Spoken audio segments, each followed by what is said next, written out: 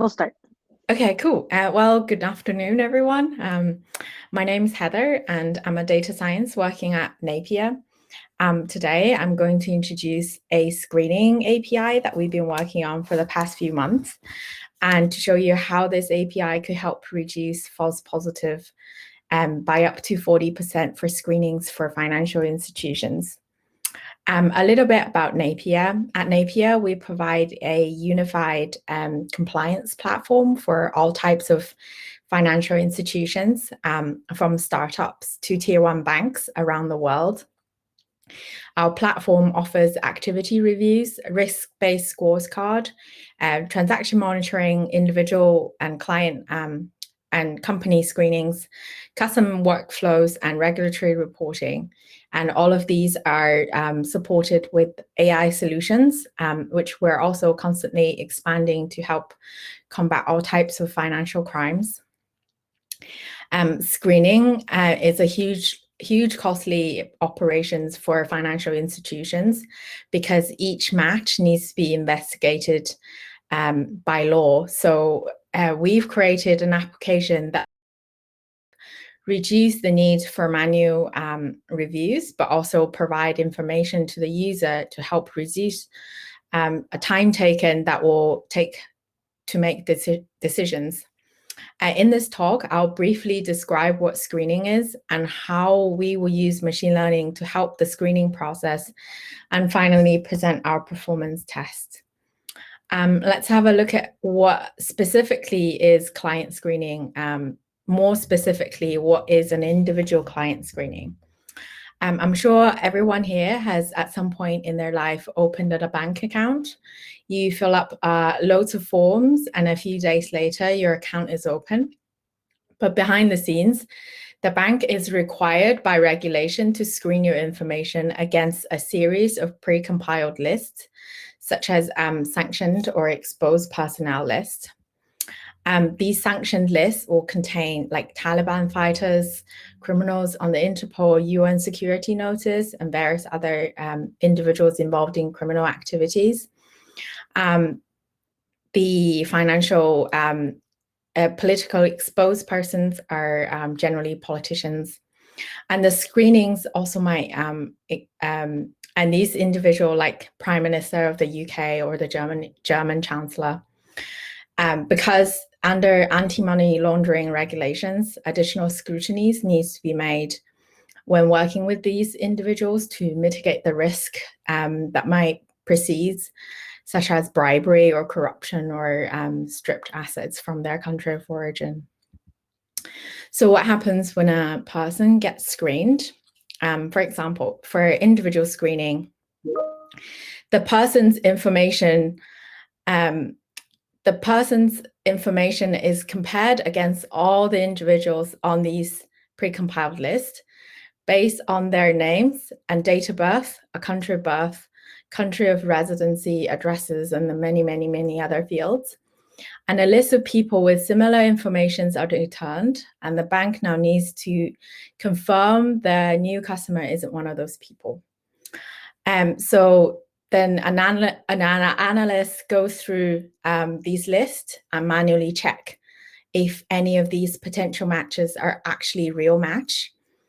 So as you can imagine, it's very common for people to have the same name or born on the same day, or have moved an address which previously has been flagged. So a large portion of these potential matches are not real match.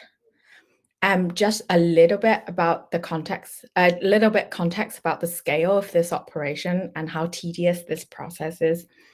In industry, about 5% of the names being screened will result in a hit, and 99.9% of those hits are false positives.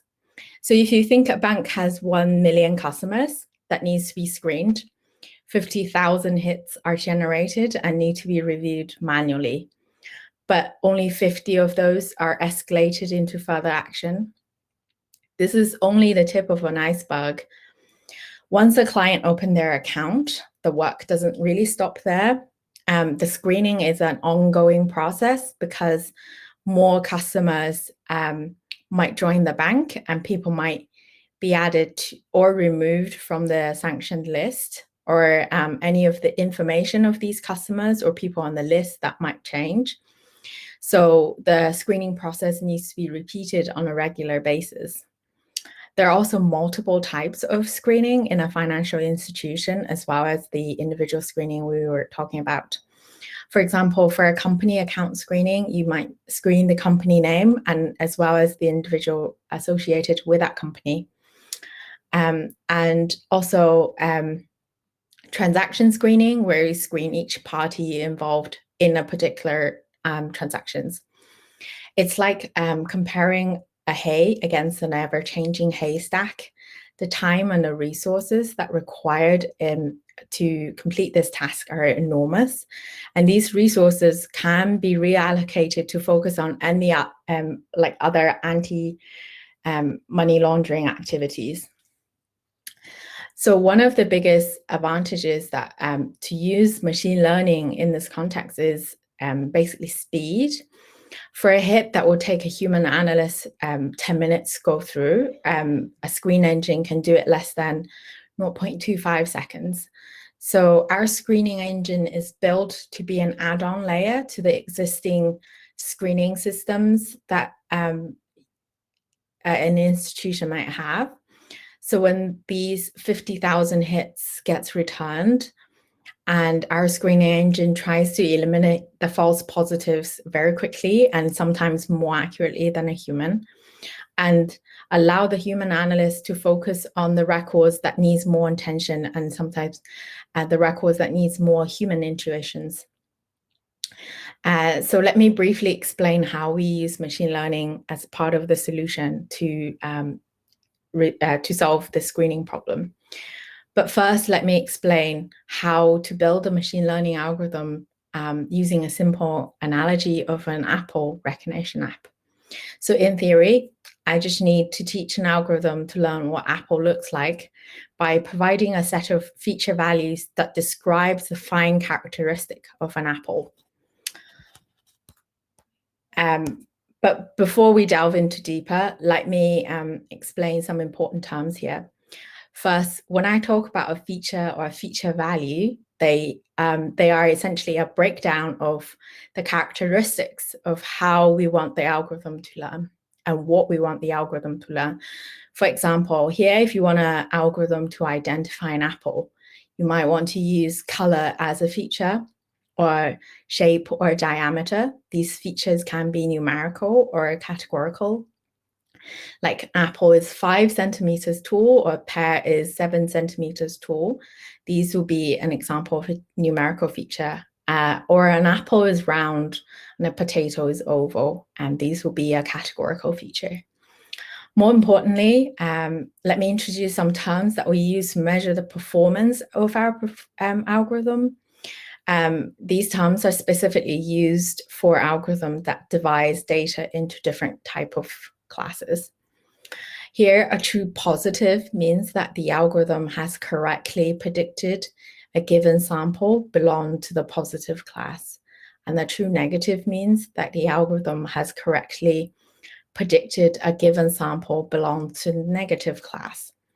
So in the Apple recognition app we were talking about, a true positive means that the algorithm has correctly identified an apple to be an apple. And a true negative means that it identified a pear to be an apple. Sorry, a true negative means it identified a pear not to be an apple. The number of true values that could tell you how accurate your algorithm is, but quite often accuracy isn't a good metric to let you know how good your algorithm is. For example, if I had 100 new images to give to my Apple recognition app, and I know that my algorithm is 98% accurate, which is pretty good. So statistically, my algorithm will identify 98 of these images, of these 100 images correctly. But in fact, if I manually look through all of these images and I found 99 of them are apples, then this means even if I'm always guessing it's an apple, I will have an accuracy of 99%, which is better than the 98% accurate of my algorithm. So in this case, accuracy isn't actually a good metric to use to measure the performance of your algorithm. And not only that's the case in the data set, for this hypothetical Apple recognition app, in screening, the data set is quite skewed, but it also contains some tricky cases. So if you look at this 4 images here on the left, it's it's a Nashi pear that looks like an apple, with very close looking cider apple. And on the right, it's a potato that looks like an apple in the middle. These examples are really potentially confusing for a human. So they are also difficult for an algorithm to learn, and the algorithm will struggle at these edge cases. But with a good set of descriptive features and an appropriate distribution of the data set, the algorithm's discriminativeness can be increased. So here we introduce other terminologies to measure our algorithm's accuracy. So instead of accuracy, we use the metric of false positive and false negative to inform us. So a false positive means that the algorithm has predicted the sample belongs to the positive class, but is in fact a negative class sample. So what does this mean? In the Apple recognition app, it has mistakenly identified a pear to be an apple. So and a false negative means that the algorithm has predicted the sample belongs to the negative class, but in fact is a positive class sample. And in our hypothetical Apple recognition app, this means it has identified an image not to be an apple, but is actually is an apple. So just like the unbalanced data set that we, in this hypothetical Apple recognition app scenario, the screening process is also drawn from an unbalanced data set.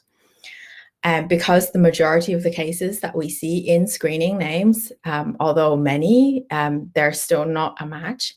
So the match sample in the real world scenario, if you remember we talked about earlier before, it's a very minor class. So out of the 50,000 hits, there's only the 50 true samples that we want to identify. But unlike the hypothetical Apple recognition app, when the screening process misses its mark, there are actual real-world consequences. So screening in itself incurs huge amount of overhead for financial institutions. And the process itself is terribly monotonous for a human analyst. Some financial institutions employs upwards of 250 full-time employees to sift through these records, while some hits are require more attention and are not being examined closely, purely because the amount of records that they need to get through. And when a system identifies the two records to be the same person, but they're actually not the same person, this could lead an ordinary person to mistakenly identify as a criminal, and I'm sure you can imagine it's a very unpleasant experience for that individual and could lead to devastating consequences for him or her. So similarly, when a bank fails to identify a positive hit as negative, this means a potentially criminal slipped through the screening process. Besides all the criminal activities this might lead, the institutions that are failing in their screening process could incur a huge amount of fines. In 2020, about $9 billion funds were handed down to banks in the EU, US, and Australia. This is an increase of $1 billion from 2019.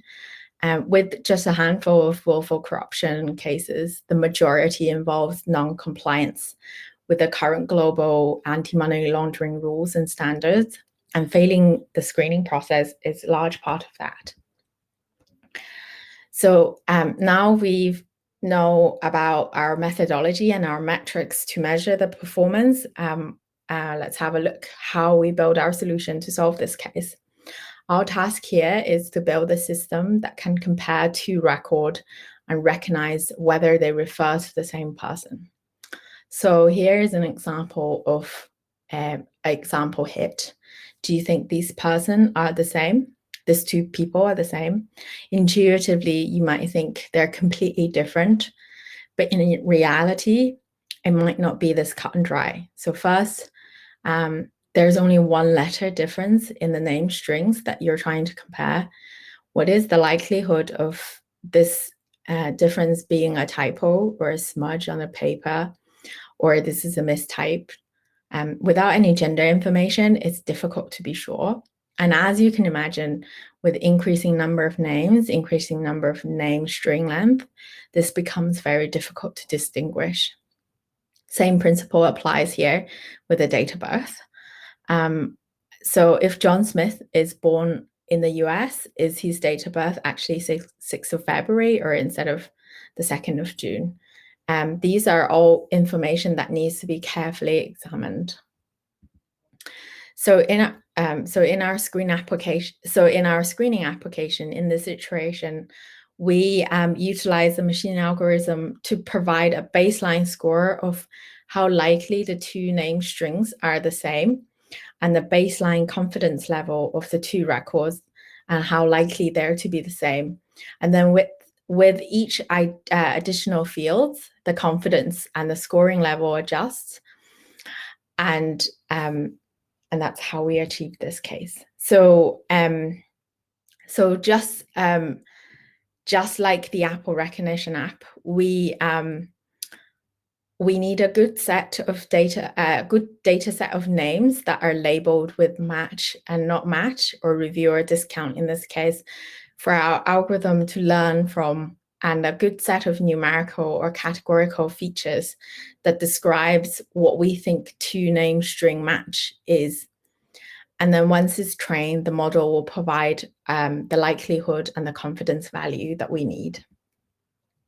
So in the scope, our first iteration of the API, we focused on the names with English alphabets, and as all of the sanctioned list and an exposed personnel list have translated English name. So we've created a custom default data set of English Latin alphabet names, and the data, which consists of carefully curated name pair that are variants in spelling mistakes and variation of common typos like letters closed on the keyboard or nicknames like Peggy and Margaret. Various types of mistakes are commonly seen during screening that provided by our subject experts. We did a little bit of research into the types of spelling errors commonly occurring in the English language. In the field of linguistics, there's actually no unified methodology or terminology to classify these spelling errors, but they can be intuitively grouped into categories as shown in this pie chart. We've randomly generated a set of over 2,000 names with various lengths using US and UK census database, which are publicly available, pardon me. And then we're artificially generated the errors on these names using these 4 categories of errors to form a pair of names for comparison. And each pair is given a labeled review or discount for our default data set. We've carefully curated these name pairs, and pairwise contain all of these errors that we outlined in various combinations of one or many within a pair name. With regards to the pair names that contain spelling errors, our database covers up to 90% of the spelling errors in this pie chart with similar distribution in error types.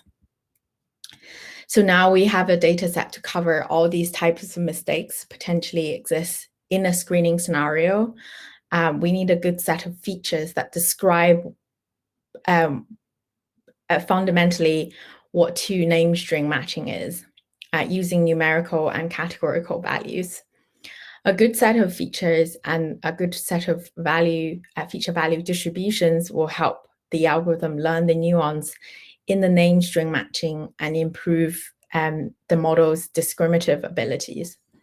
A quick way of looking at this discriminative ability in our dataset is, for example, reducing the dimensionality of the dataset down and using a 2D representation for easy visualization.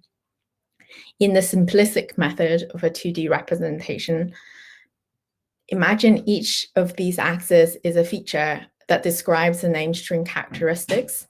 And if we only had 2 features describing our name string matching, the algorithm will try and find the boundary that separates the reviews from the discount, i.e. the gray dots from the yellow dots, and the sample nearer to the boundaries are the most difficult for the algorithm to produce a clear outcome.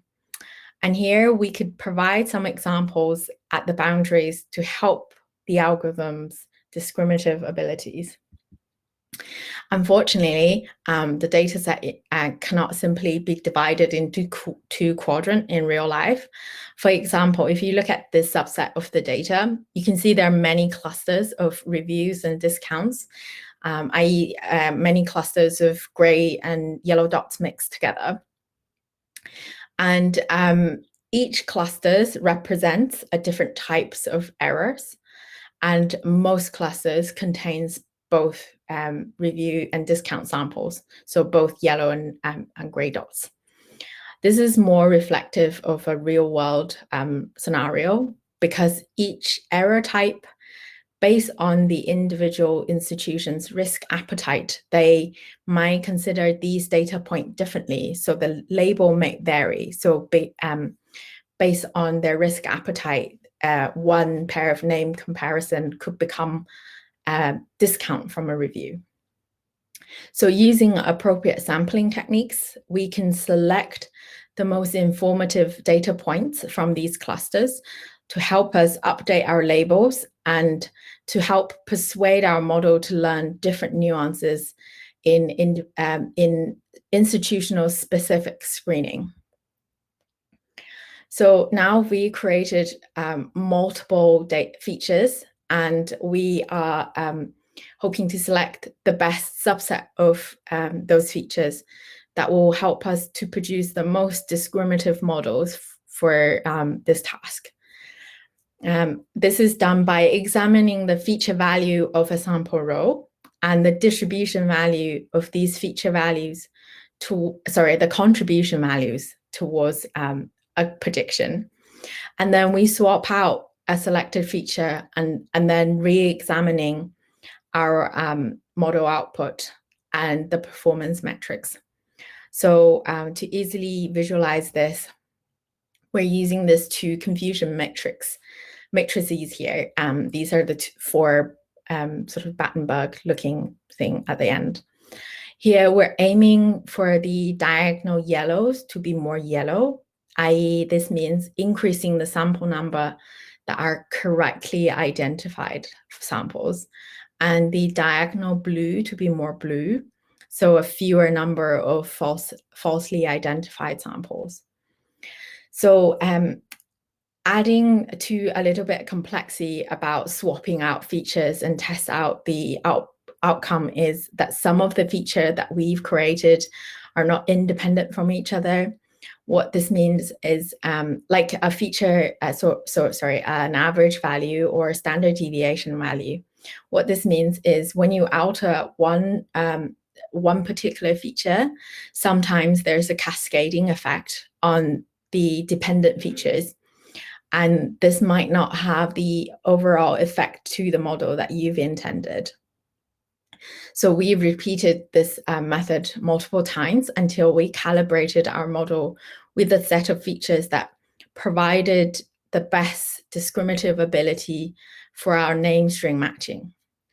And then using similar sampling techniques, we selected the most informative samples to help us update our labels, and then that way to persuade our model to learn different nuances in different institution-specific screenings.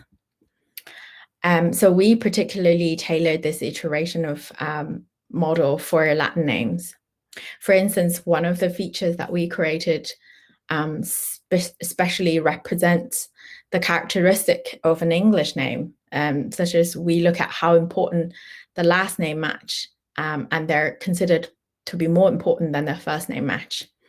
So if you, for example, here, if we're looking at a match between the name John Smith and Joan Smith without any gender information, because there's only one letter difference between the two strings, as far as the system is concerned, this pair of match will score higher than a comparison between the name John Smith versus John Smith with a Y, because it's quite common for people to relate closer to their last name rather, and they might identify with their last name more often.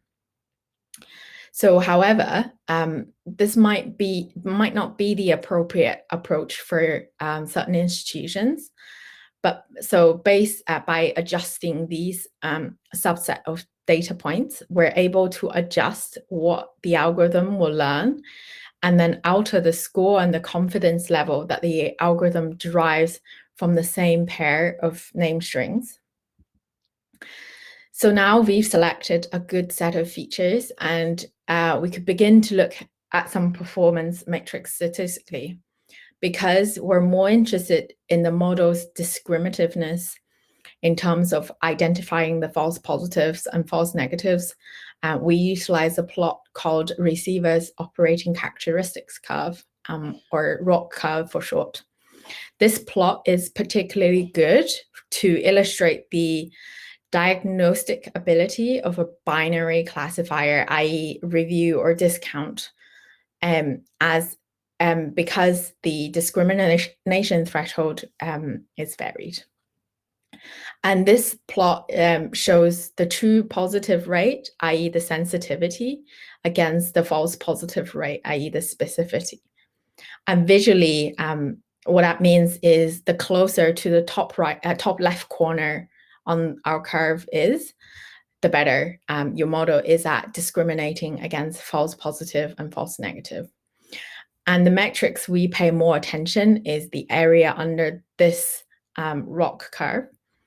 With 10 runs, our screening engine averaged about 97.5%, where 50% is random chance, you guess one or the other, and 100% is the maximum, but most likely in that case, you've overfitted your model to your training data, and that won't generalize well with any unseen data. One thing that was important for us when we first started to build this API is explainability. It's a common problem in machine learning, and that the algorithm is quite often an opaque algorithm, and it's impossible for a human to understand why the algorithm has made its particular decision. But for financial institutions, they have a legal obligation to explain their screening decisions. So the tools that they use needs to provide these explanations. So it's important for us to build an algorithm that can explain why it's made the decision it did. So once we've satisfied with our trained model, we utilize a post hoc method to explain the effect of each feature on the model. We utilize a tool called SHAP, which is a close approximation to Shapley values. And it's commonly used in machine learning to explain outcomes of a certain model type. So here is an example of a waterfall Shapley value from the SHAP documentation. Unfortunately, I can't show our real SHAP values. A SHAP value is derived by removing a feature and compare the new model with the existing model. And then you derive the effect of the removed feature. And then this process is repeated until all of the features has been swapped out and their Shapley values are found. And we've explained our feature contributions by utilizing Shapley values, additive and efficient nature, where a positive SHAP value contributes towards a positive class identification, and a negative value contributes against a positive classification. And the difference between the prediction and the average prediction is fairly distributed among the feature value of an instance. And these are the property makes Shapley value a solid theory-based method to explain model output.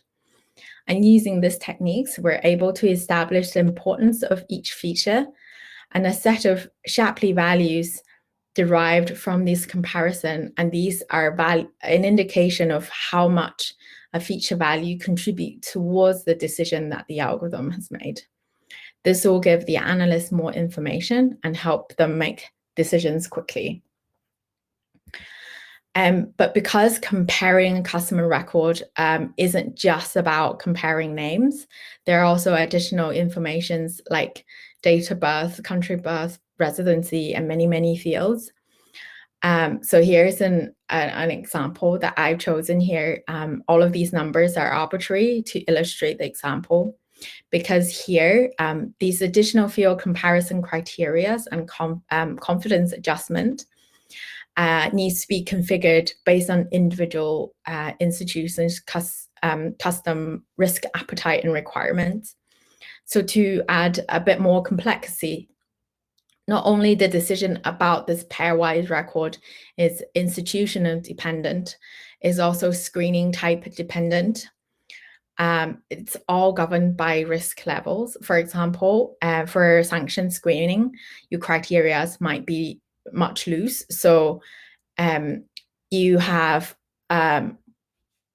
so these records will be more closely scrutinized because the risk of letting a hit go through is quite devastating. So you might have a higher volume of records to sift through. But for other types of screening, you might be able to afford to provide a more stringent criteria. This will reduce the number of records that you might need to sift through. But this is all based on individual institutions' risk appetite. Currently, we're working on building an active learning framework around this API. This framework will allow us to update the model and the database, or both, based on individual institutions' business case with minimal manual intervention to the model from a data scientist. Because we use a clean set of synthetic data to train our model, the objective and the benefit of this framework here is to update the database based on our customer behavior, and then potentially spotting a new types of errors that has not been seen in our training data set. And this will improve our system performance by updating the data and the model accordingly. This is a continuous process after the system is deployed. As the analyst reviews more and more output from our system, we will sample these records and select the most informative data point, and then update our data set and our models. And then the new model is then tested against the working model to assess its performance. And if a comparison metrics has been met, a new model will replace the working model without any manual intervention. And this method will also help us to monitor model behavior and inform us when we might need to introduce new features to adapt to the changing data. Here's a dummy hit that we've created for demonstrating purposes. Since the screening results are highly confidential, so I can show you a real hit. The highlighted box shows the screening engine output from our team, and where the confidence level represents how confident our engine is about this pair of comparison. The similarity score is converted to a binary recommendation, and additional top 7 contributing features are listed to provide an explanation about how this algorithm reaches decision. And in this specific instance, we're focusing on just the name string matching. So all of the output, all of the additional fields are absent. So today I've only discussed our screening process for individual name screening. In our application, we also build a capability for company name screening, where we compare company names and their informations. And we're also extending our capability to transactions and message screening and other languages. Thank you so much for your attention. So my boss has asked me to do a little plug. We're hiring. So if you think what we're doing is cool, please come join us and come talk to me. And I'd be happy to answer any questions that you might have. Cool.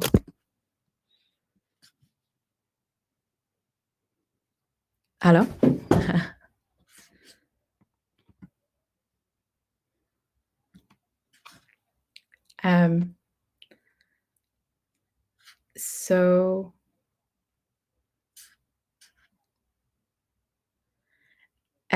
Okay, so can you go over how determine which data points are the most informative when you did the sampling? Yes, so hang on. Sorry, let me just go back to this is probably the best. So if you look at this graph here, there are different types of sampling strategies that we are using to select the most informative ones. And based on how many points that we might need, we will choose different types of sampling strategies. There might be at least square confidence. So for example, if these are the cluster, so if one of the clusters we consider, we find the boundary within that cluster and find the samples that are closer to the boundary. This is one of the most common techniques, but there are also other techniques based on how many samples we need and what kind of samples we need and what kind of clusters that we're looking at. I hope I answered your question. The next, did you then manually change the score of that John Jones Smith example? So the John Jones, so this one, yeah, so the score here are arbitrary. I've just made them up. So this is to illustrate that basically the last name score matters more than the first name difference. So if your last name is slightly different, the score will be slightly lower. This is one of the features that we considered. This is specifically tailored for Latin names, but for different languages, we use a different feature here. Yeah.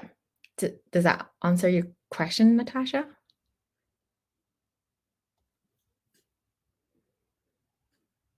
If you want them to come out the same score. Yeah, so if you want to come up with the same score, you could just simply remove this feature. But quite often, because all of the features are kind of dependent, when you remove one feature, you kind of have some sort of unexpected consequences. So it is possible for them to come out to have the same score, more or less. I say if you remove this particular feature, it's likely that their score difference would become minimum rather. Sorry. Yeah. Does that answer your question? You can manually change something in the algorithm so that the feature affect the score less. So I think you might no, so it's so the weights of each feature i.e. like how much they change outcome of the model is determined by the model itself, and it's not good practice to manually change your weight of your machine learning model, because that's what the model is actually learned, is the weight. So you don't want to be messing with that. So if you want your outcome to come out slightly differently, I would consider adding a feature or adding more data points that specifically what you want your model to learn about, rather than try and manually changing the weights of your algorithm. Does that make sense? Yeah, cool. Awesome. Thanks for answering. I was wondering, how often does the new user feedback get sampled and incorporated in the training data now? So our first client gets deployed a few months ago. So we are how often does the new user feedback? So it's not about how often it gets sampled. So it gets sampled as often as we need, I suppose. But the real question is when we want to retrain and what we want to do with the new data set. Like, is it enough that we just add it into our old data set? Would it confuse our model? So or should we collect enough that we would train this new model with the new data set? So it depends on basically how the new model performs against our old model. So it's not really a set number. So it doesn't really depend on, oh, now we hit 100. It's more depends on where are these data are sampled. If they're sampled from the clusters that the model initially gets really confused about, that's great. That will help the model be more discriminative. But if they're just samples that the model already pretty confident about, then we don't really care about those. Does that answer your question?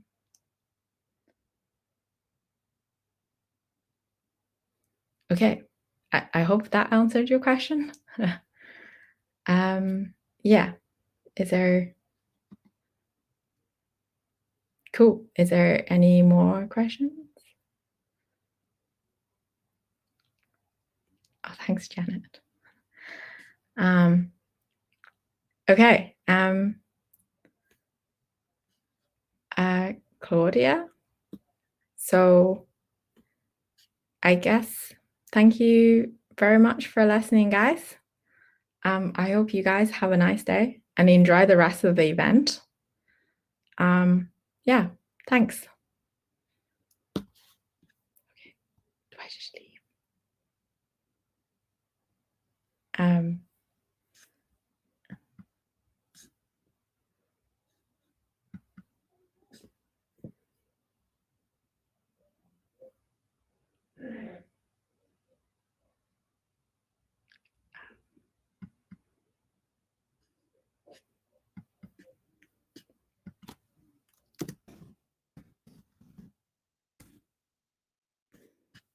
Okay, I think I just leave.